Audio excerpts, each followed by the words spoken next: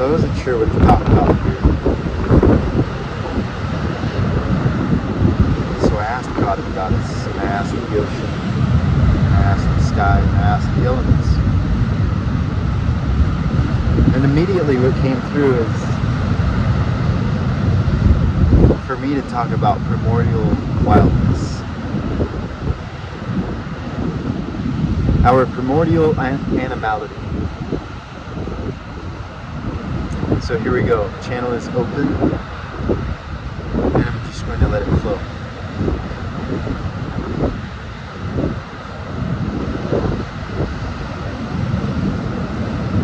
When I look at these waves, and I feel them crashing on the shores of this coastline, of this rock, of this jagged terrain,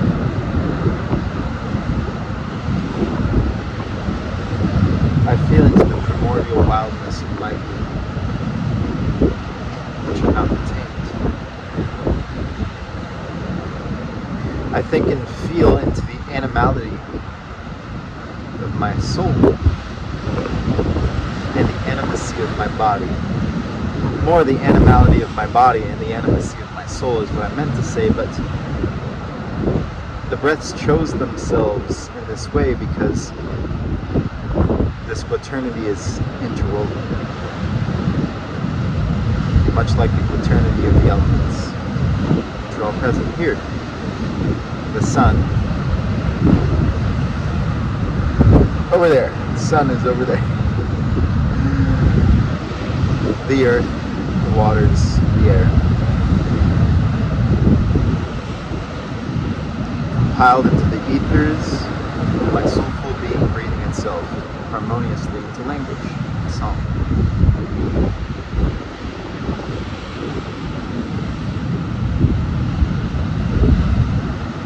And I've been pondering the following of symbolic pathways.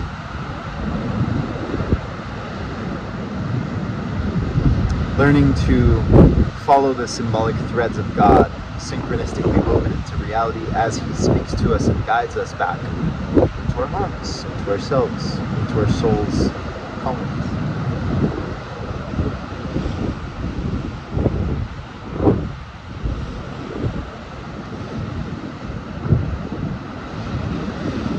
And there is such a simplicity to it when we simply allow ourselves to return to nature and to our own inner natures.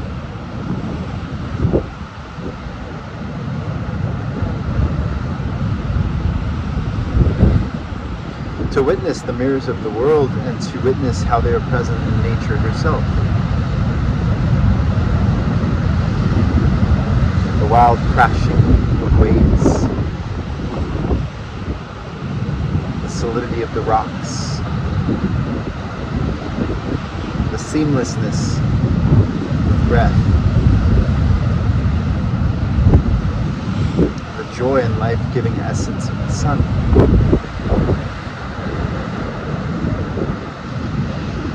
All of these are here and they congeal into our elemental being, into our bodies. They constitute the essence of our embodied being.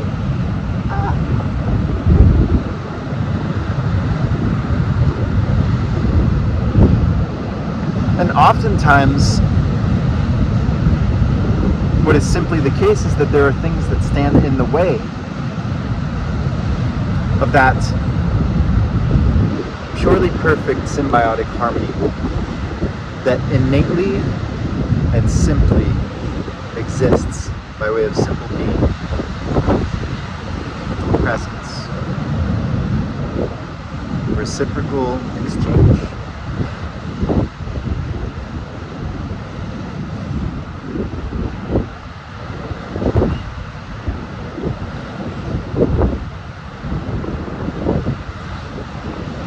Such that if you're not in reciprocity with life,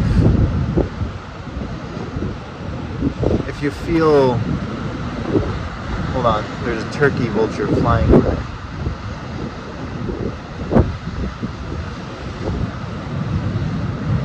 Turkey vultures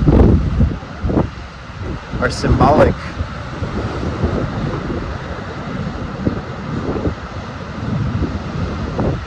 of our angelic form transmuting our shadows into light. Turkey vultures are beings that will witness a decaying corpse and go feast upon it to turn it into their own life, into their own winged expansion, into their own flight, freedom, spirit.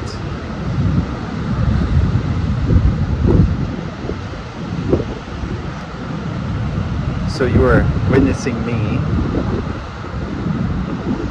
live, listening, tuning into the universe as I am offering my transmission. I understand that the turkey vultures are now to be symbolically present in what I was about to say, which was to say that if you find yourself out of balance, out of reciprocity, in a place of scarcity, in a place of lack, in a place where you feel like your life is unnatural,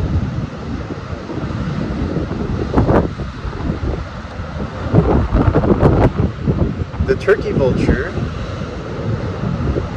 is inviting you and me to consider that part of yourself, that raw, primordially wild, animalistic part of yourself which yearns for flight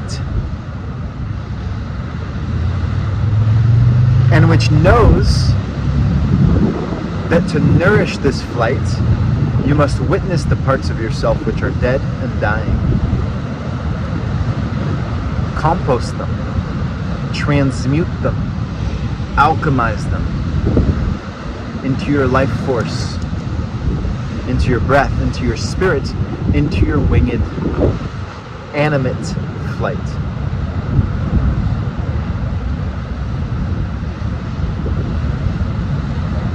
Into a return to the simplistic unity between the symbiotic elements of the earth, sky, ethers, and the divine.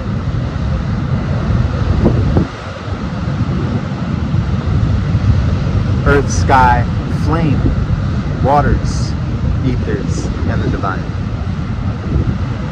But to exclude equally essential ingredients of this primordial soup in which we swim.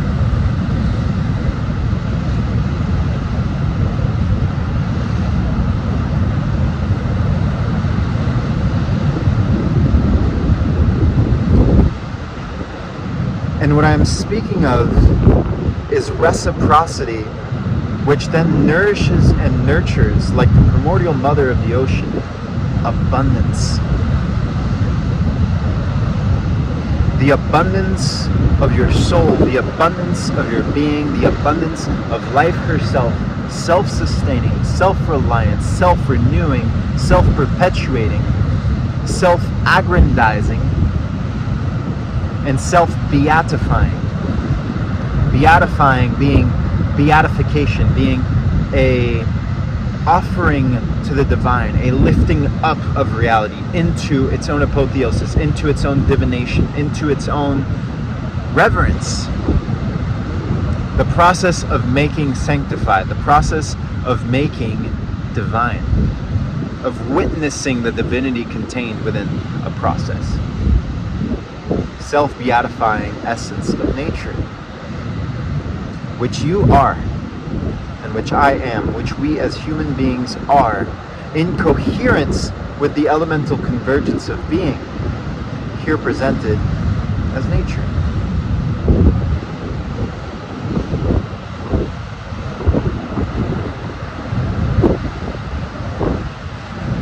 When there are things that stand in your way, what can you simplify? How can you simplify?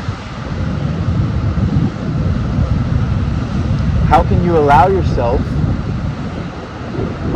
to walk with your own 2 feet as a manifestation and embodiment of your will to a beautiful place like I find myself right now, sitting on a rock overlooking the ocean and the primordial waters of the womb.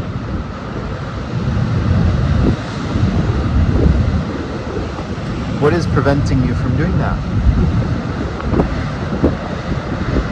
Are you too far from the ocean? Are you too busy working all the time? Are you too busy worrying about not having enough?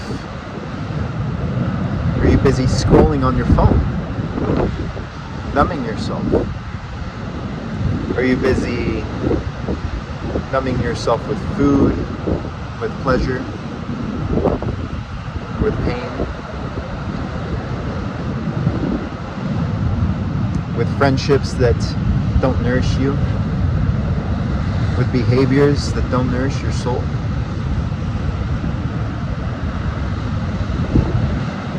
That last one came on the 11th minute and 11 seconds. I saw that one. Are you indulging in behaviors that do not nourish your soul? And is that preventing you? Is there some part of you that's clinging to those behaviors, preventing you from very simply walking into nature, into the external representation of nature, and into the internal embodiment of nature which you are, which is innately an elemental convergence of innate reciprocity, self-reliance, freedom, truth, divinity, freedom, freedom, freedom, freedom. Apparently freedom wanted to come from you.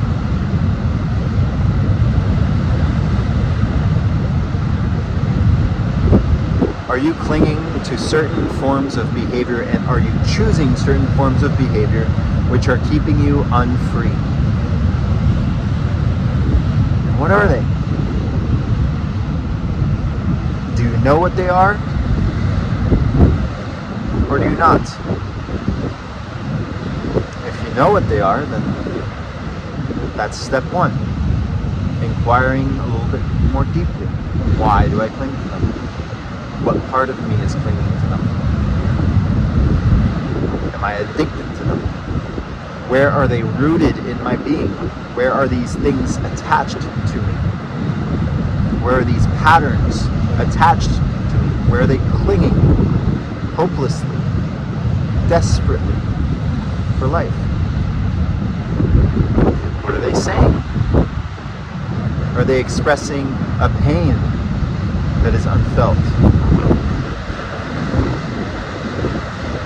And so on, and so on. Your heart knows which questions to ask to guide you.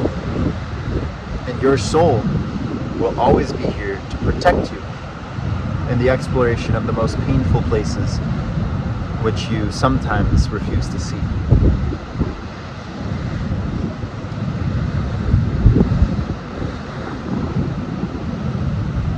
So that's for the people who do know behaviors which they cling to, which prevent them from tapping into the divine simplicity of freedom. For those who don't, well, just ask yourself, what are they? Ask yourself, grab a journal, and stream of consciousness, write it down. Or ask yourself and listen to what your body has to say. Or simply take note. It doesn't have to be written, it doesn't have to be this whole thing. Just pay attention to what you do with your time and your energy and your days. What are you spending so much time doing that is distracting you from your soul's calling? A lot of people are playing Fortnite these days. Is Fortnite your soul's calling? The Fortnite of a day that will never come.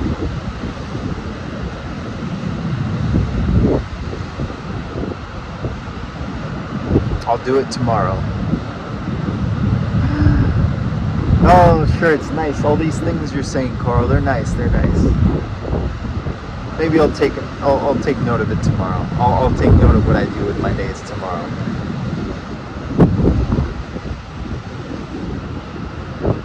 I'm rambling.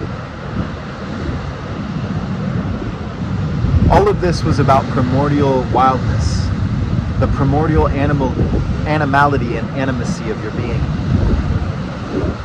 These ocean waves over here being a mirror of that.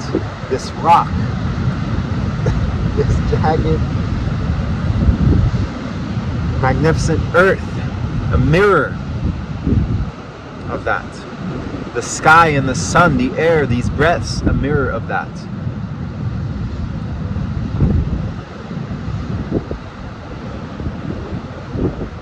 The only thing that can tame this primordial wildness, this animality, this animacy of your being, this divine simplicity of your freedom, which you contain innately within your heart and soul and every breath that you breathe, in symbiotic exchange with the congealing environment around you, which is a mirror of your own soul. The only thing which can confine these things is your own consent to such confinement.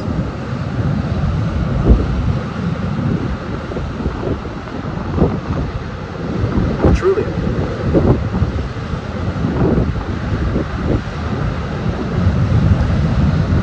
The way in which you allow for these confinements to remain within your being. When you can just very simply, or simplistically, linguistically, very simply walk back into the innate nature of your own divine essence. Go walk into nature where God is most present. Well, God is present in all things, but there is a certain seamlessness about divine presence which makes it more fluid and easily accessible and easily felt when in nature. In my experience, when I'm walking through the concrete jungles of parched humanity, of lustfully addicted humanity, the energies, whereas the energies here are this fluid, flowing, effervescent, within the concrete jungle, in my experience, it's more like jagged and it doesn't flow as freely.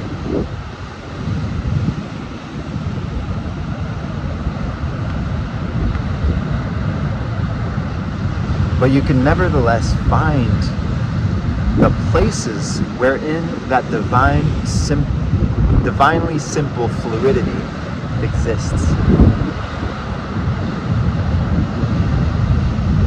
And then you can work with it symbiotically as a mirror of your being.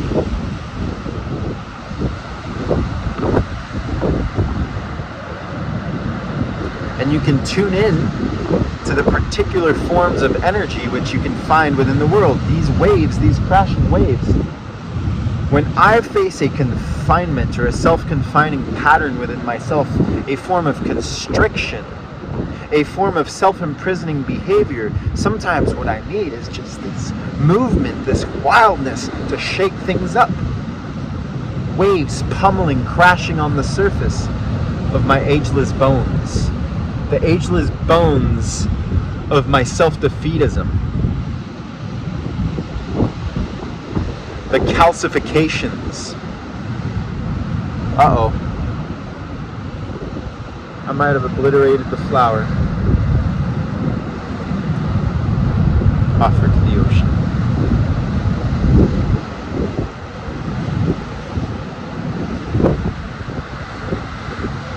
So feel your way through nature. Go connect to whatever nature you have access to. Speaking colloquially of a forest, an ocean, a mountain, whatever nature you have access to, go there and connect with some particular element which is a mirror of some embodiment of your wild animality, animacy, and your spirit and your soul, and your body and your wildness and your being. Tune in to whatever aspect of that element wishes to present itself, and inquire into your self-confining behaviors, into the roots of those behaviors, and witness and feel how nature can help you heal that part of yourself by way of feeling.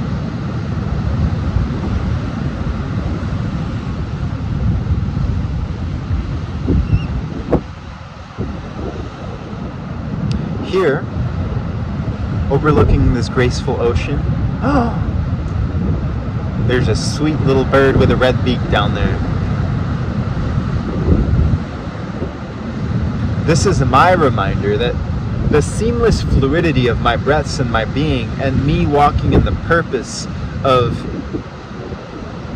channeling my own oracular depths, and playing with language and dancing with language, and doing so as an act of prayer and reverence and service to the divine and the divinity which I seek within all things, including myself. The moment that I allow myself to go more deeply into nature, all of the fountains of language, my art, flow from me like a gushing fountain, like primordial endless waves of the womb of the ocean, like these magnificent jagged, I can't touch way over there, these jagged rocks with these magnificent formations simply existing and reaching some kind of permanence and solidity, much like my words are now engravings of breath in the air that I breathe. They are artistic offerings which now exist in the world until they won't any longer.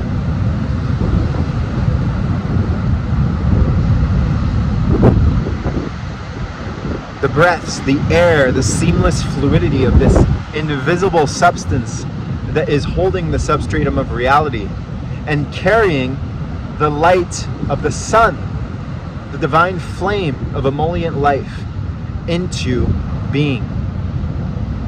All of these converging elements which very, very, very divinely simply exist by way of simple presence and being.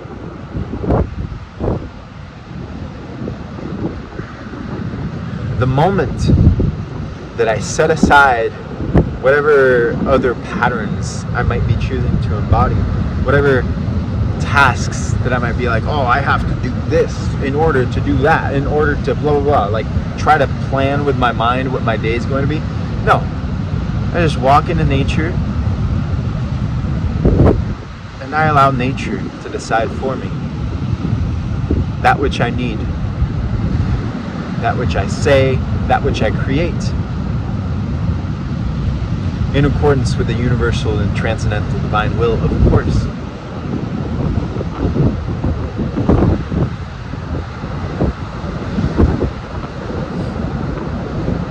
And from there, I feel somatically, psychically, psychologically, psychosomatically, astrally, the absolute freedom of my being. I feel free. I feel the freedom of my animalistic expression. Oh, didn't notice me. I feel the awakening, the unleashing, the uncaging of something akin to the turkey vulture, which I am, of this wild, feathery being which wants to take flight, which flies, which embodies freedom.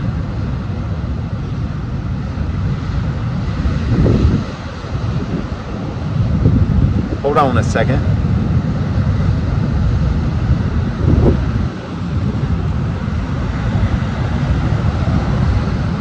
Oh, it's a little bird.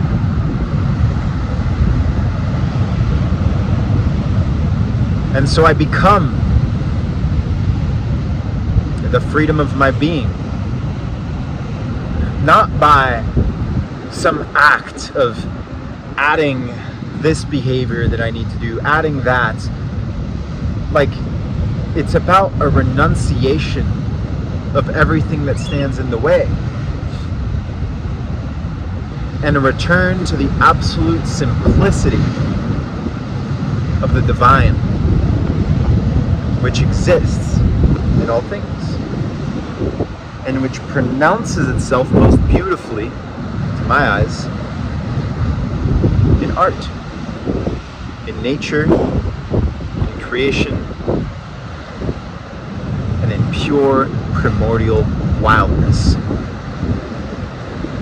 So wherever you want to find, wherever you need to find that wildness, know that that wildness is here for you. It is here as you. You are here as it. And you can simply tap into it. And from there, you can begin to unleash your freedom. And return to God. Because what God wants for you is for you to be free. And for you to embody that freedom in the world, to embody that love in the world, and to offer that love and freedom to the world. Woo! Massive waves.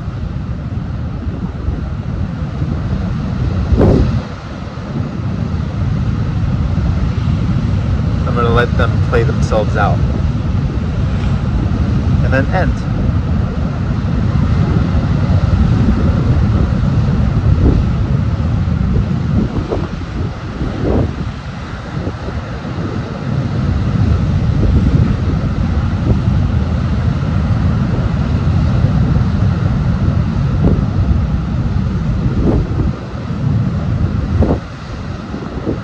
Let these waves be waves of liberation, which have spoken through my breaths by way of harmonization